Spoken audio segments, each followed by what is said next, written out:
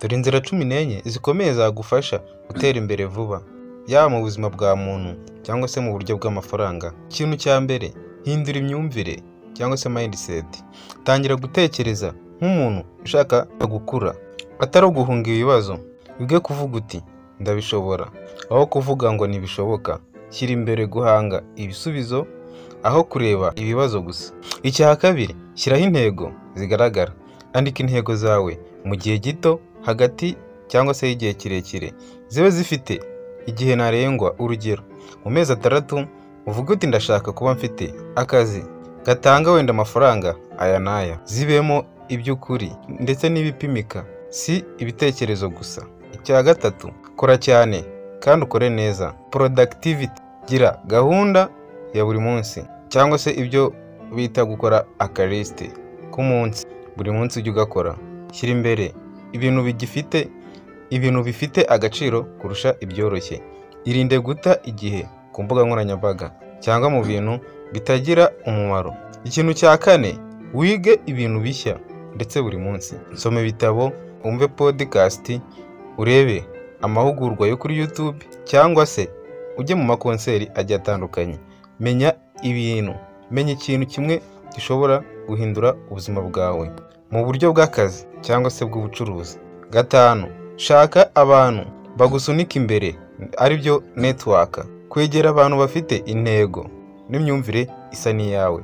Shaka umujyanama, mentor cyangwa se umuntu wakugeza ku rwego ukunda.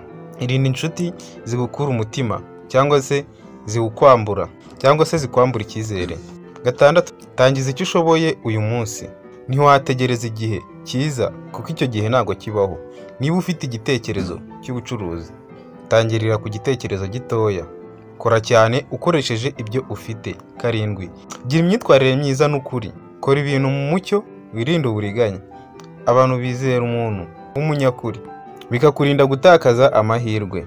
8, itegure neza mu bijyanye n'amafaranga, financial discipline. Tangira kuzigama buri kwezi, niyo ari amafaranga makeya. Shyira uburyo bwo gukurikirana uko ukoresha amafaranga, aribyo budget. Irinde inguzanyo zitagira umumaro. Shaka uburyo amafaranga yawe yakora investments, akazi kiyongera cyangwa se ubucuruzi. Ibyo byose ugende ubigerageza, ugira iki ubishakisha. Icya 9, menya kwiyitaho, personal growth cyangwa se health. Ita ku buzima bwawe, kurya neza, gukora siporo, gusinzira bihagije. Menya kuruhuka no guhangana n'umunaniro, stress management. Umubiri n'ubwonko bifitanye isano. Umuntu unaniwe ntashobora gutekereza neza. Icya 10, koresha ikoranabuhanga neza.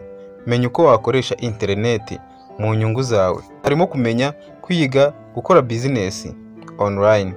Wige uko wakoresha AI, marketing, digital n'ibindi byafasha ubucuruzi bwawe cyangwa se akazi kawe kugenda neza. Irinde guta igihe ku mbuga nkoranyambaga udafite intego. 11, shyira imbere umuco w'ubushishozi ndetse n'ubunyamwuga. Icyo ni icya 11. Abantu benshi batera imbere kubera icyizere babonerwa. Kora ibintu mu mucyo, ube inyangamugayo n'umunyakuri. Ntugendere ku byoroheje bihungabanya indangagaciro zawe. 12, wige gucunga igihe, time management. Igihe ni umutungo udasimburwa. Shyiraho amasaha runaka yo gukora ibintu runaka. Ujye uhagarika ibintu bitakugirira akamaro. Oya ni ijambo ry'ubwenge, nicyo kintu ushobora gukoresha. Nk'urugero, menya amasaha wumvamo ufite imbaraga nyinshi nk'igitondo, uyakoreshe ku bikorwa bikomeye cyane bishobora kukugirira akamaro. 13, gira icyerekezo kirenze, ari byo vision and purpose. Itegure ejo hazaza. Nicyo ushaka kuba nyuma y'imyaka wenda nk'3 cyangwa se 5 cyangwa se kugeza ku 10. Kumenya impamvu ukora ibyo ukora bituma udacika intege. Umuntu ufite icyo arwanira araramba ndetse mu rugero rw'iterambere ibyo bintu abirambamo. 14, ari nacyo cya nyuma, shimira intambwe ntoya uba utera.